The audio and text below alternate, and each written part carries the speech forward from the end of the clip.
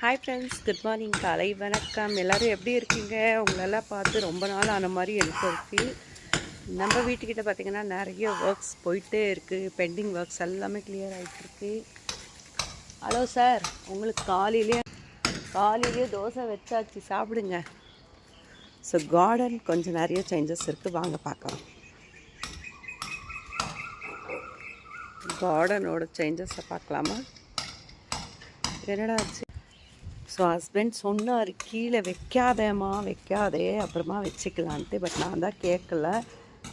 ஏன்னு பார்த்தீங்கன்னா இந்த ஒர்க்ஸ் எல்லாம் போயிட்டுருக்கான், எல்லா சிமெண்ட்டும் இதுலேயே வீந்து செடிங்கள் எல்லாம் கொஞ்சம் பாருங்க எப்படி ஒரு மாதிரி வாடிடுச்சு.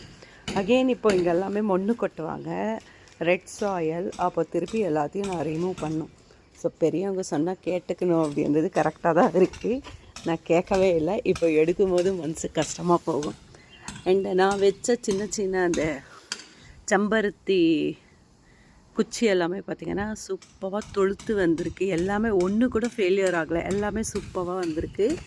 இதுலேயும் பாருங்கள், சும்மா அப்படி கட் பண்ணி சொருவி விட்டேன், அவ்வளோதான். எல்லாமே இன்க்ளூடிங் இந்த குட்டி இதுவும் பார்த்திங்கன்னா சூப்பராக வந்து தொழுத்து வருது.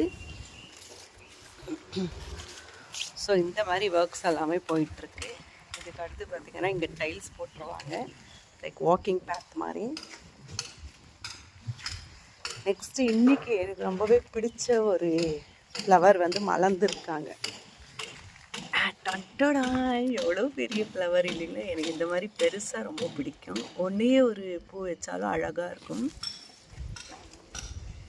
அண்ட் குட்டி பட்டன் ரோஸ், பன்னீர் ரோஸ்,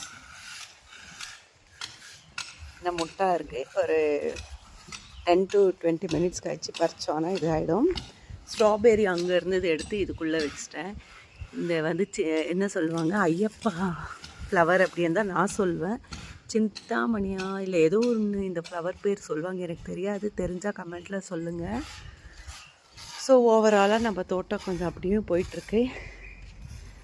இங்கே இருந்த லெமன் கிராஸ், அங்கே இருந்த லெமன் கிராஸை எடுத்துகிட்டு வந்து இங்கே கீழே வச்சிட்டோம். பாருங்கள், நான் வராது அவ்வளோதான் அப்படின்னு நினச்சேன், பட் சூப்பராக பிடிச்சிருச்சு. அண்ட் கத்திரிக்காய் எல்லாமே அழகாக வந்து வளர்ந்துட்டே வராங்க. முக்கியமான ஒன்று, பச்சை மிளகாய் இவ்வளோ பெரிய செடியை மாற்றிருக்கே வராது என்னாரு. பட் பார்த்திங்கன்னா பச்சை மிளகாய் காய் நிறைய அங்கங்கே வந்து விட்டுருக்கு. ரொம்ப ஹாப்பியாக இருக்குது. இதுலேயும் பூ நிறைய விட ஸ்டார்ட் ஆகிடுச்சு. ஸோ இதெல்லாம் முடித்தாதான் நிறைய செடிகள்